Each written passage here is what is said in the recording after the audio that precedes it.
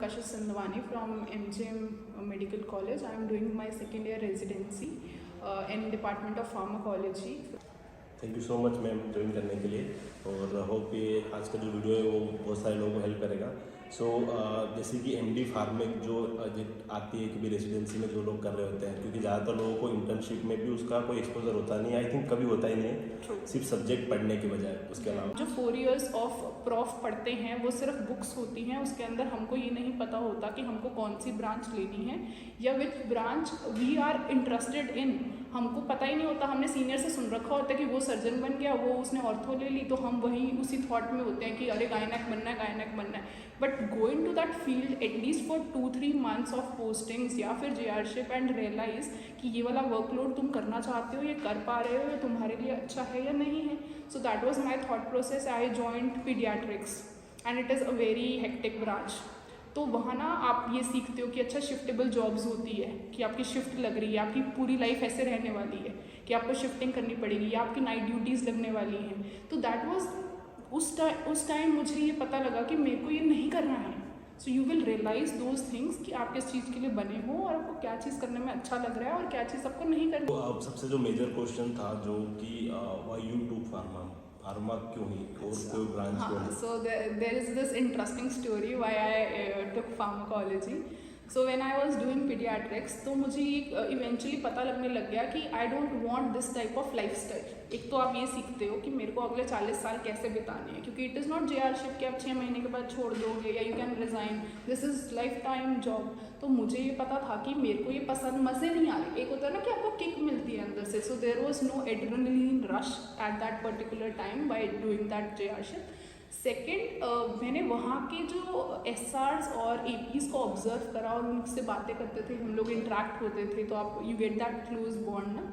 तो वो लोग ऐसे बोलते थे कि यार क्या है यार, सैटरडे संडे ऑफ नहीं है, संडेज को आना पड़ रहा है। After 35 everybody has their families. तो females use to get frustrated कि अरे यार बच्चे छोड़ के आने पड़ रहे हैं, ये काम छोड़ के आने पड़ रहा है। तो दैट ऑल्सो चेंज्ड और shifted my mind towards that positivity कि I want work life balance. तो वो मेरी प्रायोरिटी बन गया कहीं ना कहीं कि I want work life balance. तो हाँ, this was one major reason why I took. Second, I am really interested in academics. मतलब मेरे को पढ़ाने से जो ऐसे सेरोटोनिन हाई होता है ना, वो तो मतलब आई कांट टेल यू। तो दैट वॉज वन थिंग कि हाँ, अगर तुमको पढ़ाना बहुत पसंद है, if you love travelling a lot, then this is a good branch for you. जो कंसर्न आता है वो आता है कि पेरेंट्स को कन्विंस कैसे करना है, क्योंकि उनकी तो माइंड सेट ऐसी बनी होती है ना कि उनके हिसाब से तो 2-3 फील्ड के छोटे कोई बाकी डॉक्टर होते नहीं है। क्या आपका इसका तो इसको छूट जाता है तो उनको लगता है कि अब फिर डॉक्टर बने ही होते। तो आपने कैसे कन्विंस किया था अपने घर वालों को? अच्छा, ट्रू। तो देयर इज़ दिस डिलेमा, वो रहता ही है, वो थोड़ा सा कन्फ्यूजन आएगा ही आएगा पेरेंट्स के साथ, और आपको टाइम लगेगा उनको कन्विंस करने में। And being my parents are non medicos, तो उनको कन्विंस करना थोड़ा और टफ था। The day I considered and मैंने सारा सोच समझ के उनको बोला ना कि I want to be a pharmacologist, and my mother suddenly called up my cousin मामू इज़ MD मेडिसिन। सो कि अरे ये तो ऐसा करने वाली है, बताओ हम क्या करेंगे। तो that was such a shock to them कि अब क्या होने वाला है इसकी लाइफ में। So but finally he convinced her कि she is choosing right path, क्योंकि एज मेडिकोस हमको पता है ना कि we have 19 branches as a whole. तो अगर 10 ब्रांचेस इन फ्रंट जाके काम कर रही हैं तो 10 पीछे भी काम कर रही हैं। तो यू हैव टू चूज़ कि तुमको सामने स्क्रीन के काम करना है या बिहाइंड द स्क्रीन काम करना है। But we all are interconnected. ऐसा नहीं है कि क्लिनिकल्स वाले हम लोगों से नॉट कनेक्टेड हैं, क्योंकि अगर रिपोर्ट्स नहीं आएंगी तो उनका डायग्नोसिस नहीं बनेगा, उनका डायग्नोसिस नहीं बनेगा तो ट्रीटमेंट नहीं आएगा। Treatment is already everything related to drugs. तो तुमको फार्मा ही नहीं आती है, तुमको दवाइयों का अपडेट नहीं है, तो anyhow you are not going to be successful anyway. आपने अपने MBBS लाइफ में कब सोचा था कि हाँ मुझे क्या करना है? क्योंकि आजकल तो ऐसा हो जाता है कि फर्स्ट ईयर स्टूडेंट में से आता है कि how to be neurosurgeon. True. So पता है हम लोग नहीं, हमारा मेरे को लगता है कि हम जिस फेज से आ रहे हैं या आजकल के बच्चे आर रियली इनटू इट। मतलब हम लोग उस टाइम नहीं ऐसा सोचते होते थे। हम फर्स्ट प्रॉफ में थे तो हम कैडेवर स्मेल, फर्स्ट प्रॉफ पास करना, बस उतना टारगेट होता था। एंड मेरे को ये चीज़ अच्छी भी लगती है कि हम सिंसियर स्टूडेंट्स थे कंपैरेटिवली। आजकल के बच्चों को ईजी असेस टू ऐप्स है, विच इज़ अ ड्रॉबैक, जो मैंने अभी पिछले 1-2 सालों में यहाँ की अपनी रेजिडेंसी में देखा, क्योंकि हम UGs को पढ़ाते हैं। So these people are least interested in attending colleges. इनको पता है कि इनके पास ऐप्स हैं, so they are easy assess. But उसका ना एक गलत एडवांटेज ले रहे हैं। मतलब आप इसका अच्छा एडवांटेज ले सकते हो कि आपके पास ईजी एक्सेस है, तो आप कंसेप्ट वहाँ से सीखो एंड देन आप टेक्स्ट बुक पढ़ो। उसे एक्स्ट्रा में यूज करना चाहिए, पर उसको लोग परमानेंट कर रहे उसको हैं। ही इन्होंने ये कर दिया कि they don't have any text book, उनके पास कोई बुक नहीं होती है, they have that Marrow prep letter के नोट्स एंड सिर्फ उसको पढ़ रहे हैं। उससे अब आप ना उससे अच्छा कंसेप्ट शॉर्ट टर्म के लिए ले सकते हो, क्योंकि वो नीट पीजी के लिए डिजाइन किया गया है एग्जाम course, के लिए। पर वो एग्जाम के लिए, it is not for concepts जो आपको लॉन्ग रन में काम आने वाले हैं। Then they come pharma cram करना नहीं पड़ता, वो तुम लोग कर रहे हो क्योंकि तुम गलत तरीके से पढ़ रहे हो। So this is a drawback. तो हम लोगों ने अपने टाइम पे नहीं सोचा था। फार्मा से पहले कभी आपने फार्मा डिपार्टमेंट में भी गए थे, मतलब कॉलेज के टाइम पे छोड़ के इंटर्नशिप के बाद या कभी देने से पहले? नहीं। अच्छा, this is also a drawback with non clinical branches या para clinical pre clinical branches कि एक्सपोजर ही नहीं है। तो बच्चों को पता ही नहीं है कि हमको ये ब्रांचेस लेने भी चाहिए या हमको क्या मिलने वाला है। उनके हिसाब से अगर आप इन ब्रांचेस में जाते हो तो बस आप एक टीचर बन जाओगे, which is such a wrong notion.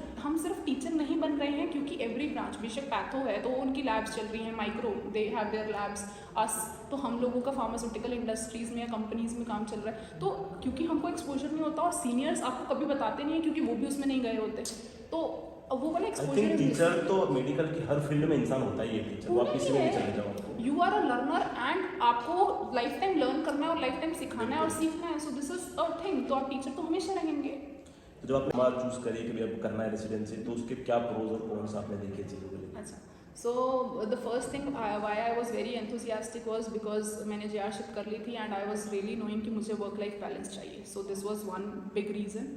Second, I was really interested in academics. Third, मुझे ट्रैवलिंग बहुत पसंद है। तो if you people love travelling या फिर तुमको लगता है कि you have good communication skills and you will travel and तुमको फार्मास्यूटिकल कंपनीज में ये चीज़ बहुत हेल्प करने वाली है, सो this was another thing. Fourth is कि यू नो कि मेरे पास कोई इमरजेंसी नहीं आने वाली है। एज बीइंग अ डॉक्टर हम हमेशा ऑन कॉल रहते हैं कि 5 बजे गए तो 6 बजे दोबारा कॉल के लिए आना पड़ सकता है, रात को कभी भी बुलाया जा सकता है। तो I was very concerned about कि मेरे को कोई नाइट ड्यूटीज़ नहीं करनी है। तो इस ब्रांच के अंदर मेरे को एक चीज़ अच्छी मिल रही थी कि you have fix number of hours कि इतने ही टाइम के लिए आपको ड्यूटी करनी है। If you are present in the department from 9 then it is till 5। तो 9 to 5 is the job profile. उसके बाद आप फ्री हो, आप रिलैक्सड हो। So this was my concern and my way how I chose this, क्योंकि ऐसे stress free life रहती है, आपकी पर्सनल लाइफ अच्छी चलती रहती है। तो दैट वॉज माई कॉल। उसके अलावा कुछ कौन सा आपको सुनाई दी है जब अपने ब्रांच ली? क्योंकि किसी भी ब्रांच में जाते हैं तो दोनों चीज़ें होती हैं, तो आप इसमें आपको क्या चीज़ें लगी? अच्छा, जो यहाँ के लिए नेगेटिव हैं, जो लोग नेगेटिव बोलते हैं, वो मेरे लिए पॉजिटिव थे। तो that is your personal call कि अगर आपको नेगेटिव लग रहा है या नहीं लग रहा, क्योंकि कुछ लोगों के लिए ट्रैवलिंग इज़ नॉट डूएबल। उनको बिल्कुल पसंद नहीं आता कि आपको अगर कभी भी आप मेडिकल एडवाइज़र बनते हैं या फिर रीजनल मेडिकल एडवाइज़र कंपनीज़ में जाके लगते हैं, तो वो आपको कॉन्फ्रेंसेस करने के लिए या CMEs कंडक्ट करने के लिए दूसरी जगहों पर भेजते हैं। तो अगर जब आपको वहाँ भेजा जाता है तो इट इज़ इंटरस्टेट ट्रैवल और इंटरसिटी ट्रैवल। तो हालांकि जो सारा का सारा फाइनेंशियल्स होता है वो कंपनी देखती है और सब करती है, बट आपको ट्रैवल तो करना है ना। तो आफ्टर 6 months और a year people get bored of with the travelling things. So that is a drawback कि उनको अपनी पर्सनल लाइफ में या फैमिली लाइफ में सेटलमेंट करना होता है। This was one major drawback.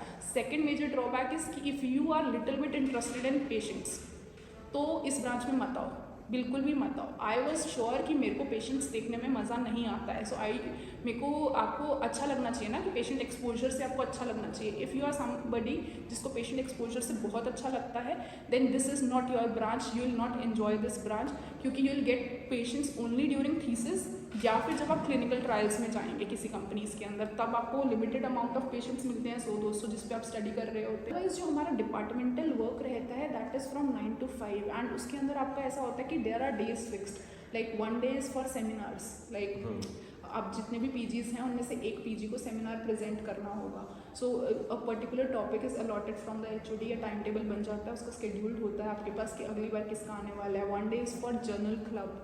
तो आपको, क्योंकि आप फार्माकोलॉजिस्ट हो, आपको बहुत सारे जर्नल्स रीड करते रहने होते हैं, तो उससे आपको अपडेट मिलता रहता है कि कंपनीज़ में या कौन कौन से ड्रग्स अपडेटेड चल रहे हैं, किस पे स्टडी हो रही है या क्या नया चीज़ आ गया मार्केट में। So that is journal club discussions. इसके अलावा आपको पब्लिकेशंस पढ़ते रहना होता है। तो बाकी के 2-3 दिन जो बचते होते हैं उसमें आपको अपने थीसिस पे काम करना होता है। तो you go to the clinicals और वहाँ पर आप अपनी OPDs देखते हो, पेशेंट्स कलेक्ट करते हो, एनरोल करते हो। So this is the basic work. और उसके अलावा जो बचता है दैट इज़ अकेडमिक्स। अच्छा, academics is very different. Academics is different, क्योंकि फर्स्ट ईयर के अंदर ऐसा होता था कि आपको वो देते हैं, अच्छा वी बीइंग फार्माकोलॉजिस्ट, तो ये लोग क्योंकि इस कैंपस के अंदर ऐसा है कि there is nursing batches also, there is BDS, there is BPT and there is MBBS। तो हमको पहले स्टार्ट किया जाता है BPT का एक्सपोजर, BDS का एक्सपोजर, क्योंकि उनका सिलेबस थोड़ा सा लेस होता है हम लोगों के कंपैरिजन।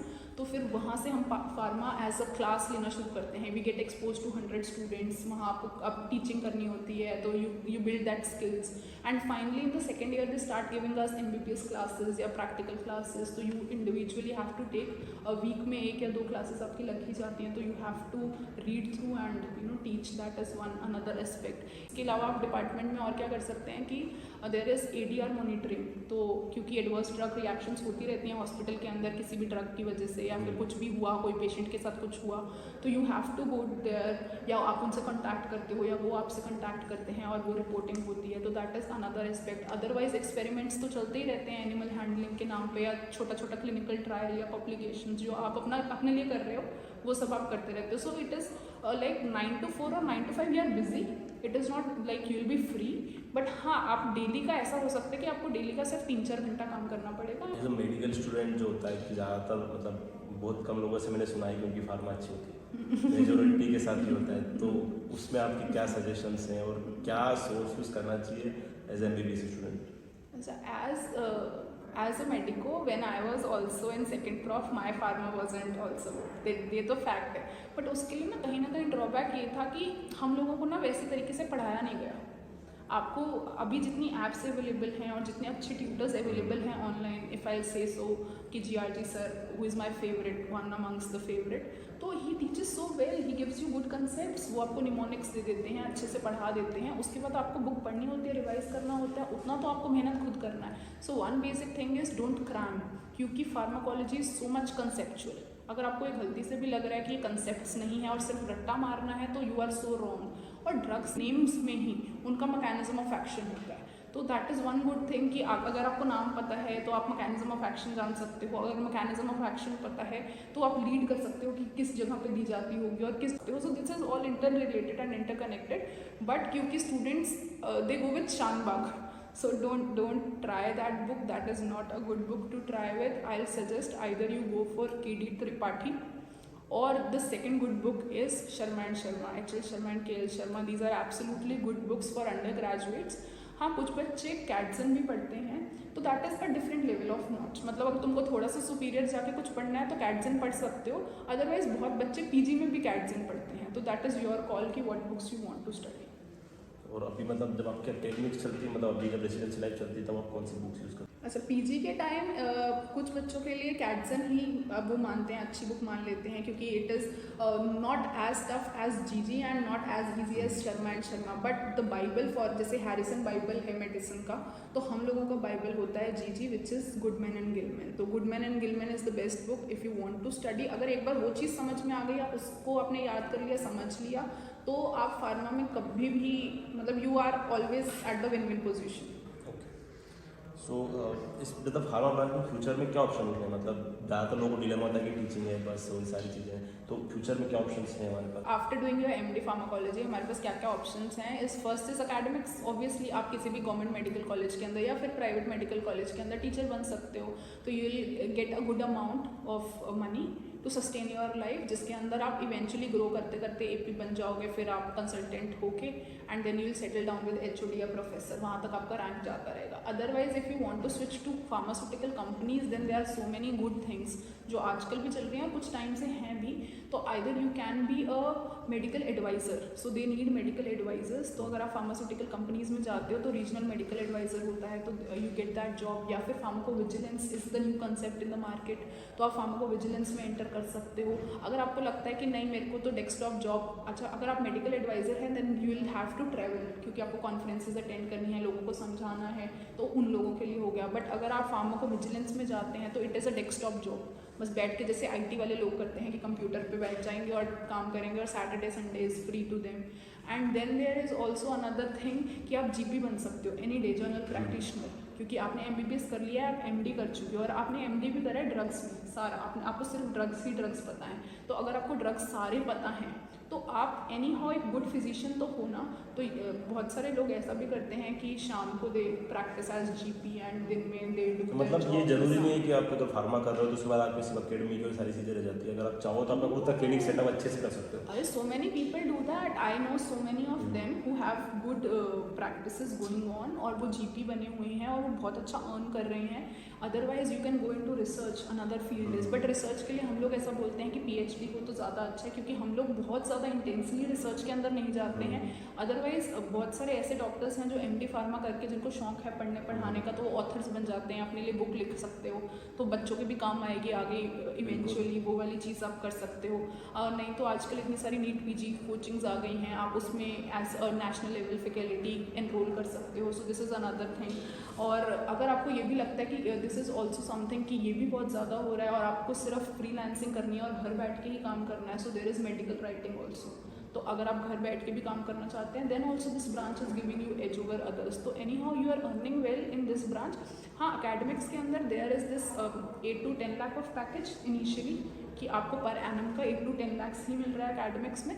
बट अगर आप फार्मास्यूटिकल कंपनीज में जाते हो तो any day you will be earning 14-15 lakhs per annum. Starting package वही है, फिर आपकी ग्रोथ बहुत अच्छी है, क्योंकि फार्मास्यूटिकल कंपनीज के अंदर दे सी योर स्किल्स, आप कितना काम कर रहे हो, कितनी आपकी अच्छी ग्रास्पिंग पावर है। अगर they find potential in you, then तो फिर it is like engineering only ना, you will get 30-40 lakhs per annum. तो मतलब इसमें ज़्यादातर जो है आपकी जब रेजिडेंसी लाइफ चल रही है तो हो सकता है कि वो 3 साल आपके ज़्यादातर एकेडमिक्स में जाए, राइट। पर उसके बाद आपकी लाइफ डिफरेंट लाइफ स्टार्ट होगी। या then you have your call कि you want to stay into the academics और you want to go into the pharmaceutical companies, और you can either further study and do DM clinical pharmacology. So there is also this further study कि कुछ लोग ऐसे होते हैं ना कि जैसे बाकी ब्रांचेस में DM हो रहा है, तो we also have this DM pharmacology. अगर आप DM कर लेते हो तो फिर आपके लिए और चीज़ें ईजी हो जाएंगी ना, क्योंकि आपने और ज़्यादा सुपर स्पेशलाइजेशन कर ली है, तो आपके लिए अपॉर्चुनिटीज़ ज़्यादा ईजी हो जाएंगी।